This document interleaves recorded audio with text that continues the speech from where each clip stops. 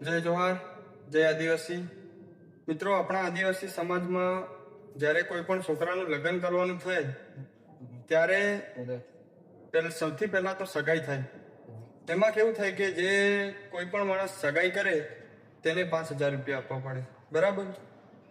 પછી છોકરીવાળા જે હોય છે તે દહેજ લે, ખર્ચો લે, સોના ચાંદીની રકમ કરાવે.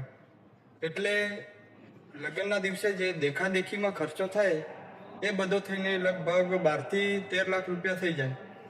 તો એમાં શું થાય કે જે નોર્મલ માણસ હોય, મતલબ કે ધંધો નોકરી ના કરતો હોય, તો એ 12 થી 13 લાખ રૂપિયા ક્યાંથી લાવે? એટલે એ શું કરશે કે થોડી ઘણી ઘરની જમીન મૂકી દેશે, થોડું ઘણું ઘરની રકમ હોય એ મૂકી દેશે, જમીન મૂકી દેશે. એમ કરીને 12 થી 13 લાખ રૂપિયા કરીને લગ્ન તો કરાવી દેશે. પણ થશે શું કે લગ્ન થયા પછી એ આખી જિંદગી મજૂરીમાં કાઢી નાખશે. કેમ કે વ્યાજ ભરે, જમીન છોડાવે કે સોના ચાંદીની જે પોતાના ઘરની રકમ હતી એ છોડાવે. એટલે થશે શું કે એની જિંદગી મજૂરીમાં નીકળી જાય છે. અને ખાસ એ વાત છે કે જેટલું દહેજ અને જેટલો ખર્ચો વધારે છોકરીવાળા લેશે એટલું જ દુઃખ એમની છોકરીને ભોગવવું પડશે.